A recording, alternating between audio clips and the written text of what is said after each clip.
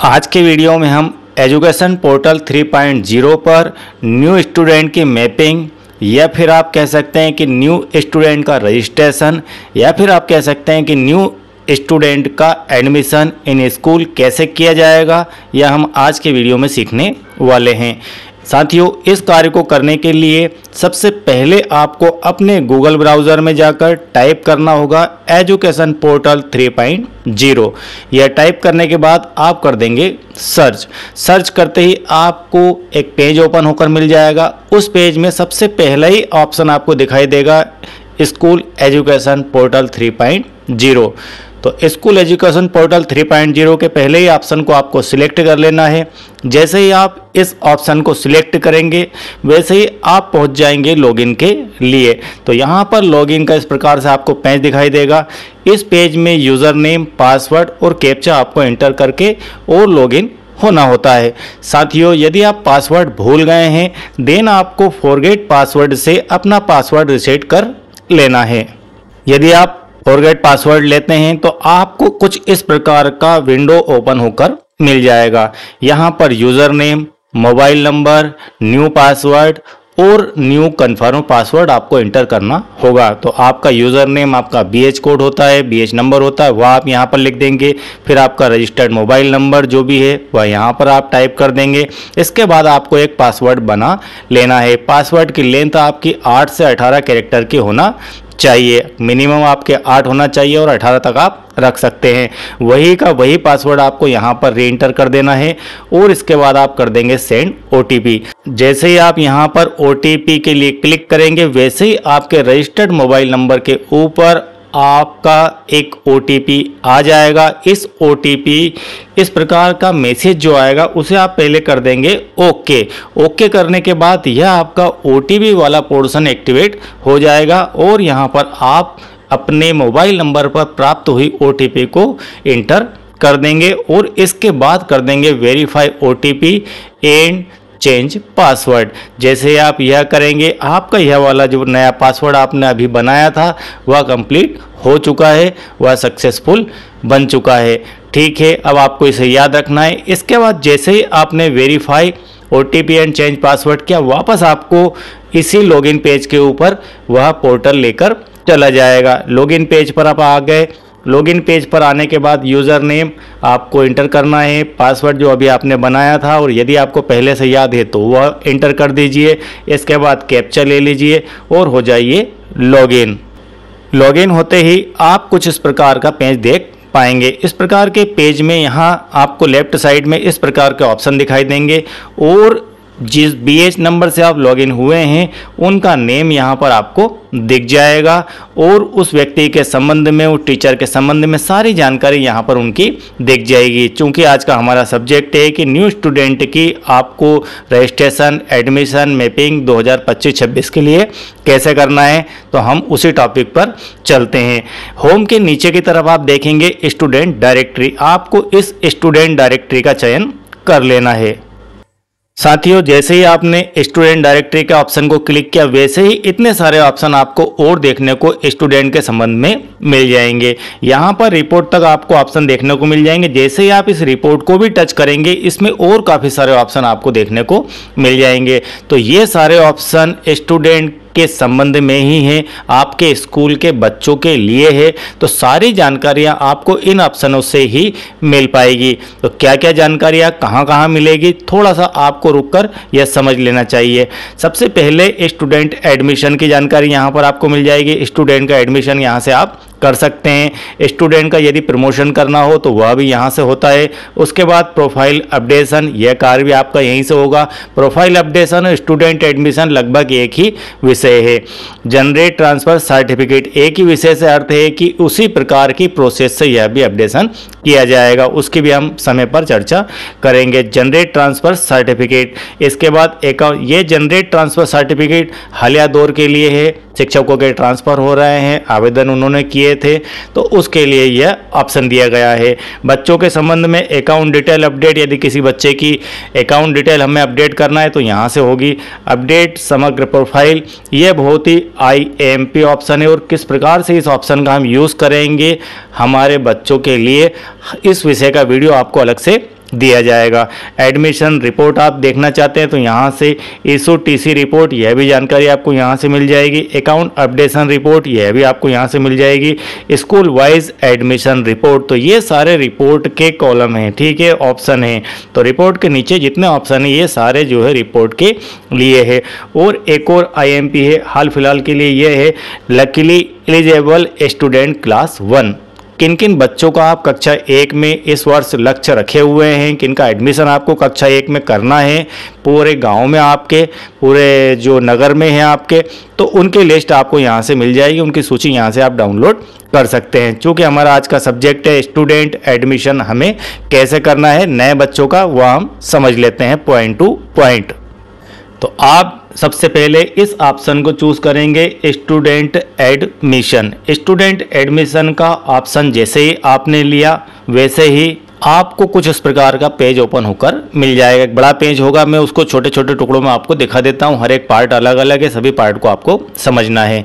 Student admission हमने लिया तो आप यहां पर पहुंच गए, तो आपको यहां पर देखने को मिलेगा स्टूडेंट रजिस्ट्रेशन लिखा हुआ। स्टूडेंट रजिस्ट्रेशन के नीचे इंटर स्टूडेंट समग्र आईडी, जिस भी बच्चे को आप मैप करना चाहते हैं उस बच्चे की समग्र आईडी आपको यहाँ पर इंटर कर देना है।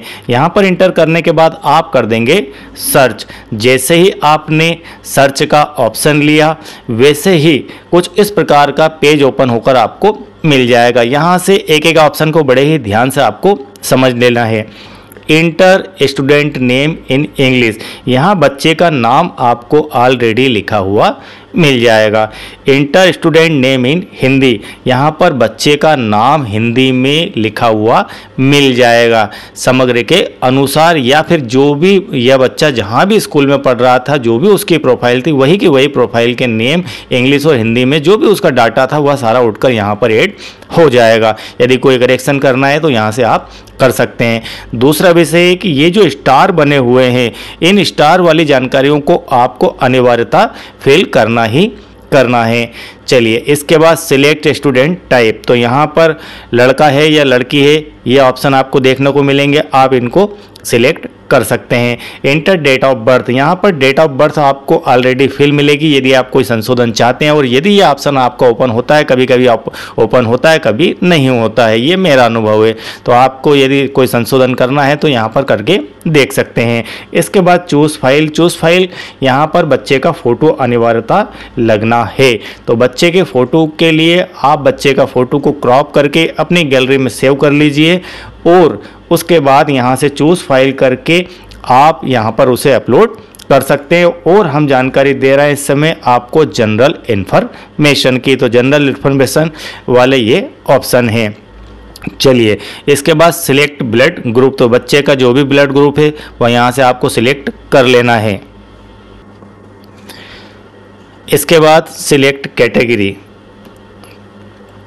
इसके बाद सिलेक्ट कैटेगरी, तो जो भी बच्चे की कैटेगरी है SC ST OBC जनरल, वो यहाँ से आपको सिलेक्ट कर लेना है। साथियों, यहाँ पर एक विषय आपको आएगा देखने में कि यदि आप कैटेगरी को ST सिलेक्ट करेंगे तो यहाँ पर आपको एक ऑप्शन और प्लस होकर आ जाएगा, एक ऑप्शन आपका यहाँ पर बढ़ जाएगा। और यदि आप जनरल SC और OBC यदि यहाँ पर रखेंगे तो आपका वह ऑप्शन देखने को नहीं मिलेगा, और वह ऑप्शन आपका आएगा स्पेशल कैटेगरी का, जो एक मैंने यहाँ पर लिखा है, एक ऑप्शन आपका बढ़ जाएगा प्लस होके ST के संदर्भ में।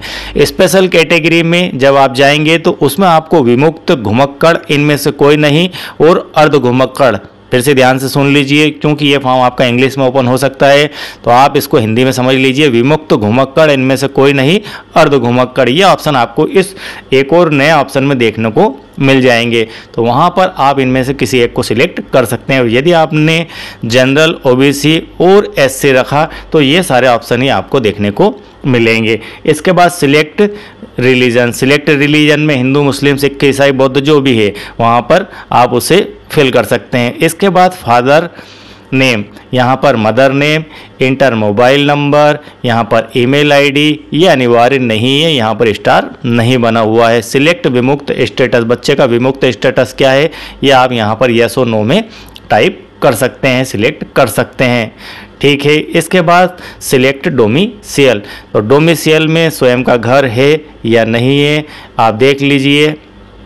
तो यहाँ पर यस ही आएगा, सभी बच्चे घरों में ही रहते हैं। सिलेक्ट रेसिडेंस टाइप, तो रेसिडेंस टाइप में रूरल है आपको उसका क्षेत्र घर का या अर्बन है रहने का स्थान, तो आप देख लीजिए यहाँ पर जो भी एक्चुअल डाटा है वो यहाँ पर आप सिलेक्ट कर सकते हैं। सिलेक्ट बीपीएल कार्ड स्टेटस, तो सिलेक्ट बीपीएल कार्ड स्टेटस में यदि आप यस लेते हैं यहाँ पर, देन आपको यहाँ पर ऑप्शन और ओपन हो जाएंगे। तो आपको यहाँ पर एक ऑप्शन और ओपन हो जाएगा कि बीपीएल कार्ड का नंबर आपको देना होगा, तो एक प्लस ऑप्शन आपको देखने को मिल जाएगा यस की स्थिति में।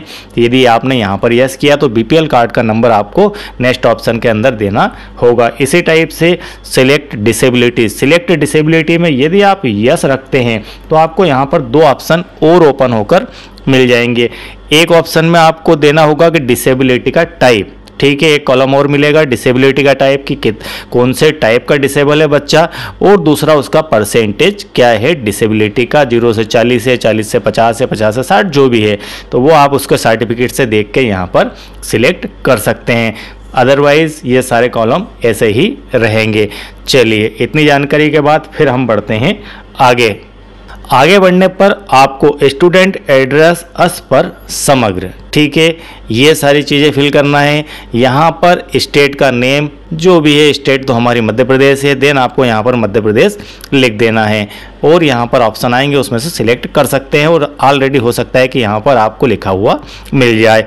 इसके साथ में डिवीज़न नेम, इसके बाद में डिस्ट्रिक्ट नेम, तो एमपी की जो भी डिवीज़न्स है वो सारी यहाँ पर आपको लिस्टेड हो जाएगी। इसके बाद इस डिवीज़न के अंतर्गत आने वाली डिस्ट्रिक्ट जो भी है वो सारी यहाँ पर देखने को मिल जाएगी। इसके बाद ब्लॉक का नेम, विलेज का नेम, और यहाँ पर सिलेक्ट हैबिटेशन नेम, और यहाँ पर इंटर एड्रेस, ठीक है। तो इंटर एड्रेस में ये सारी चीज़ें लिखी हुई ऑलरेडी आपको यहाँ पर फिल की हुई मिल जाएगी। जैसे जैसे आप फिल करते जाएंगे वैसे वैसे ये सारा एड्रेस यहाँ पर बनता चला जाएगा।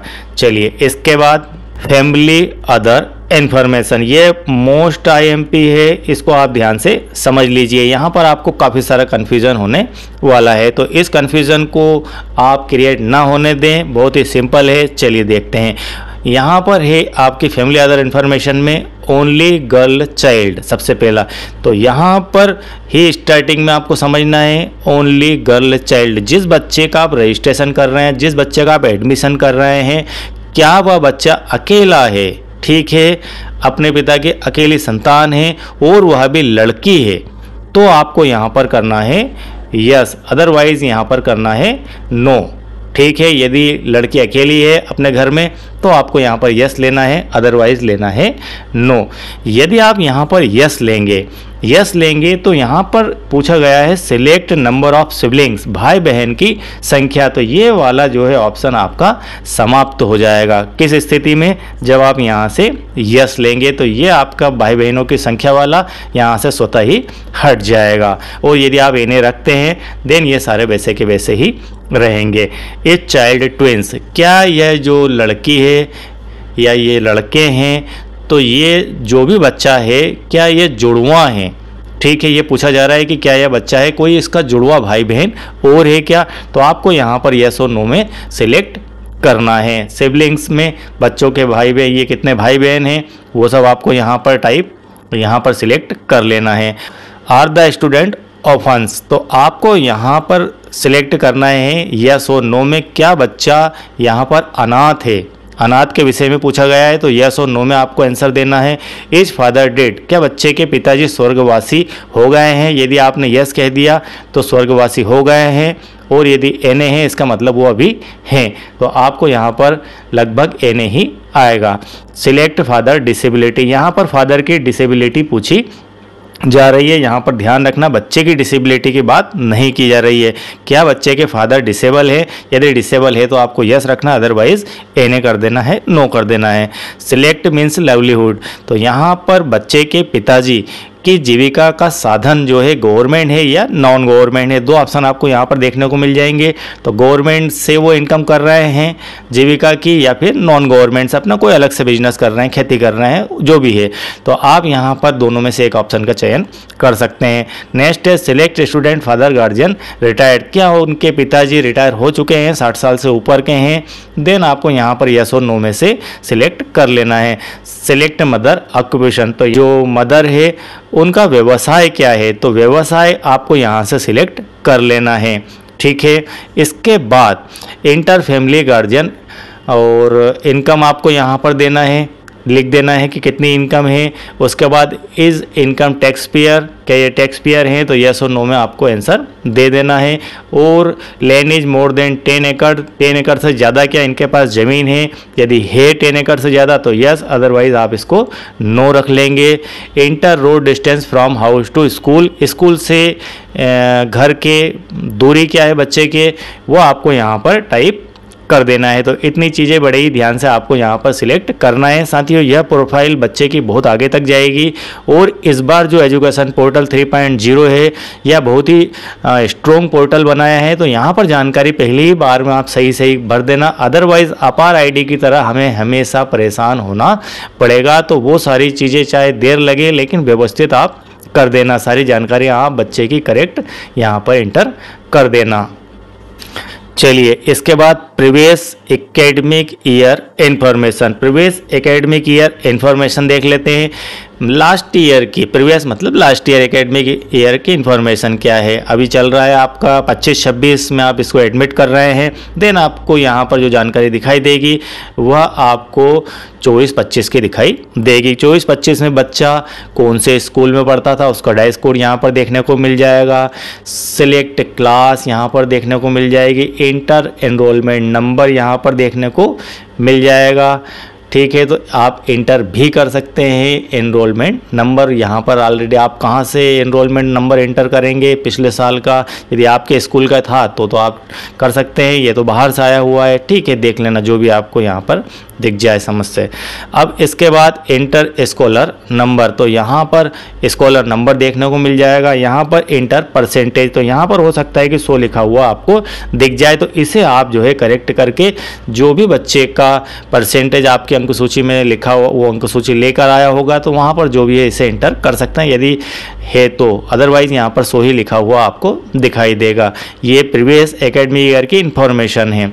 ठीक है, ये पोर्टल उठाकर लाया है उस बच्चे की समग्र आईडी के साथ में। Select applicable for student residence, तो यहाँ पर आपको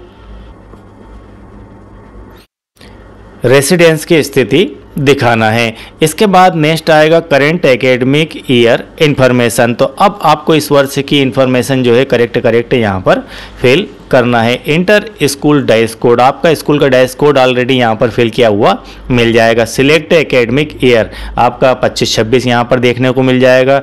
डेट ऑफ एडमिशन या IMPA, इस विषय में कई शिक्षक साथी कमेंट कर रहे हैं और करते हैं कि डेट ऑफ एडमिशन क्या रखें। जिस भी डेट में आपने बच्चे को एडमिट किया है, हो सकता है कि यह डेट आज आप पोर्टल पे बैठे उससे 2 महीने पहले किए, 10 दिन पहले किए, तो वही डेट आपको यहाँ पर एंटर कर देना। जरूरी नहीं कि वह आज की डेट ही हो। इसके बाद सिलेक्ट क्लास, आपको यहाँ पर बच्चे की क्लास सिलेक्ट कर लेना है।